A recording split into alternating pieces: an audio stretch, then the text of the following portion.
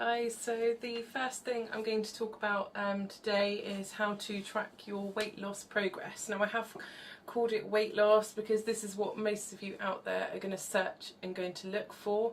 I won't sort of get into the debate about whether it's losing weight, but really what I would like to call it is fat loss and, you know, excess water loss progress, but nobody's going to look for that. So, you know, the business of getting into shape is commonly called the weight loss industry, and that's really why I've called it weight loss.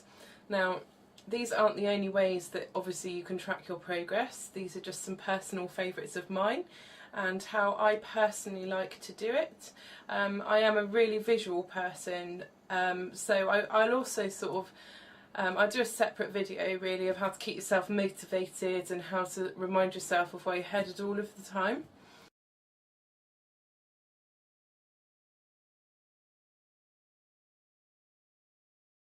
So the first way to track your progress is to take photographs. Now, I know from experience and from working with my clients that this may not be something that you want to do. It may be quite difficult for you to stand in front of a mirror and take your photograph, but trust me when I say this is an invaluable tool in tracking how you are getting on and how you are progressing. Now, this is particularly useful if your goal is to look differently, to you know, to improve your physical appearance, because if that's your aim, what's the point in just weighing yourself, if you see what I mean? You really need to see the changes in front of you. Now, when I competed in 2012, I used to take my photo once a week. I don't really think this is as necessary now from experience. I think that taking photographs perhaps every 4 to 6 weeks is sufficient. I would see the most changes in myself in 6 weeks. I also recommend that you take your photographs in a well-lit area. You take them in the same room, in the same position every time if it is possible to do that. If you are competing in a bodybuilding competition, for example, I recommend that you take your photographs in your mandatory poses so that you see that the way that your physique is looking and progressing in the position that you are going to be judged in. When you stand on stage. Now, if you're not competing, stand whoever's comfortable for you. Do be wary of your posture. You can look very differently according to the way that you stand, according to the light. There's a number of factors. Also, if possible, take your photographs at the same time of day when you've eaten the same amount, because I know for me especially, you know, my stomach can look massive by the end of the day and it's really not. So that's the first one. Take your photographs. Again, I know this is difficult, nobody's asking you to show anybody, but when you get to your goal, I can promise you that having those photographs to look back on is going to be invaluable. You know, you are really going to be like astounded. It was really hard for me. I mean, I knew that obviously I was shrinking, my clothes were smaller, I got to a size 8 to 10. Everyone was saying to me, oh, you've lost so much weight and you're looking so good, but sometimes it's really difficult for your mind to catch up with it, especially when it happens quite quickly. So I could see that I had like defined abdominals and things like that, but I couldn't really overall see that my whole body shape was different, and it was only really by putting pictures next to each other and comparing them that I was able to see my progress.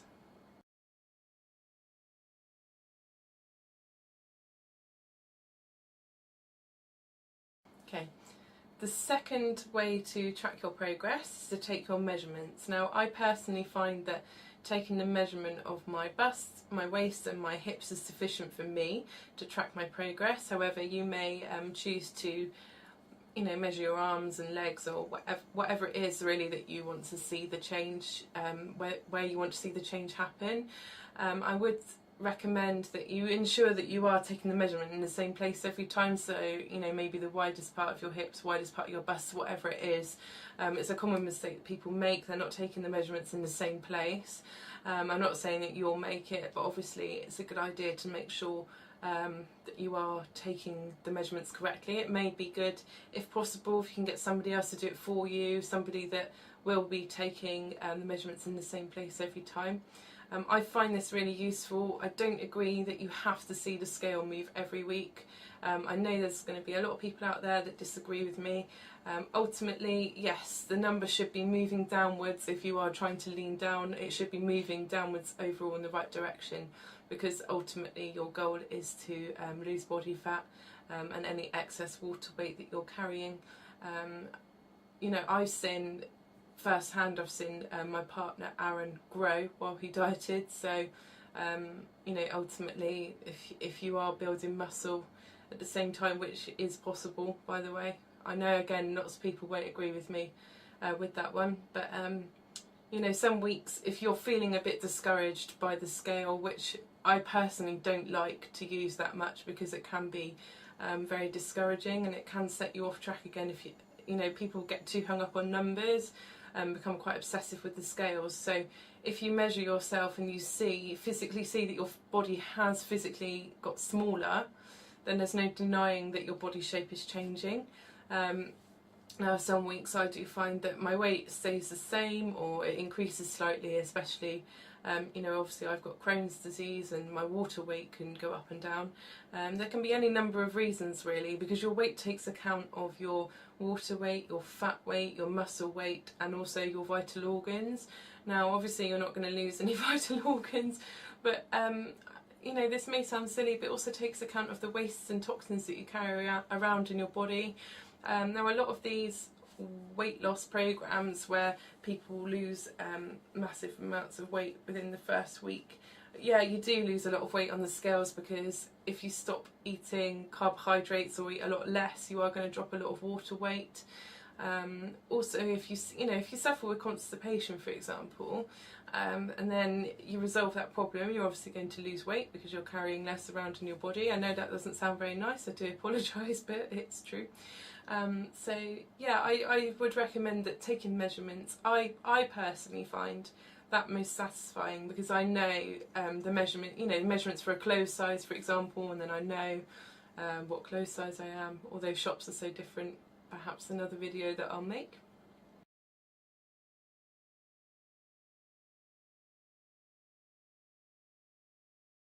Brings me to the third and final way that I track my progress. So I do weigh myself weekly. Now at the moment, my sort of competitive goal, I need to be a certain weight, to fit into a certain weight category.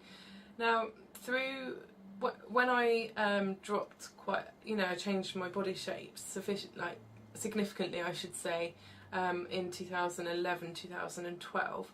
One thing I didn't do was weigh myself. Now I did weigh myself at the beginning, obviously, and probably after about, I don't know, 8 weeks I weighed myself just out of interest really. But it was never something that I was really concerned about what I weighed, because it's not something, you know, especially for me standing on a stage, no one's going to weigh me before I get up there, or they weren't then. So I weighed myself a week out from the competition, and I weighed myself the day before I even picked up a weight or, you know, thought about what I was eating. My heaviest was 13 stone 11. The week before I competed, I was 150 pounds, which is 10 stone 10. And the day I competed, I was 136 pounds, which is 9 stone 10. 9 stone 10. So overall, I was genuinely surprised to see that I was 4 stone lighter, but there it was in front of me when I did eventually weigh myself. Now, you know, if you can get away without weighing yourself, then perhaps don't get too hung up on it. It is something I do use with my clients, because obviously, as I said, you do need to know the scale is going the right way, and not too quickly either. If somebody is dropping a lot of weight every week, I question why.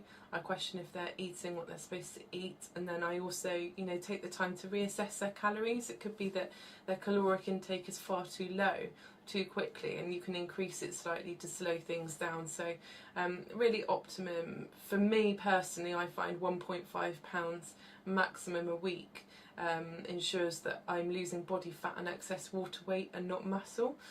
So, you know, maybe weigh yourself. It's something I have a fight with myself about talking about, because I'm not a massive fan of weighing scales. I've said it 100 times before. If you can get somebody else to weigh you, then brilliant. If you can perhaps get away weighing yourself every 2 or every 4 weeks, something like that. I think in the beginning you do need to weigh yourself weekly just to ensure that you are on sufficient amount of calories. Also, you're going to see when things stop or slow down, or you come to a plateau. You need to know when that happens. If you come to a plateau and you're not seeing your body change or feeling a difference, you know, your clothes aren't getting small, you know, bigger or whatever it is, or smaller if you're trying to get bigger, then you know you either need to increase or decrease calories accordingly. So as I said earlier, I'm very visual, so personally I have made a weight graph, and I made that in Excel, quite an easy document to make. I like to sort of put a line on it or colour the blocks in like a little girl, because I like to see, I like to actually see a difference in front of me, rather than you know, sort of write it down somewhere. But that's just personal preference, really.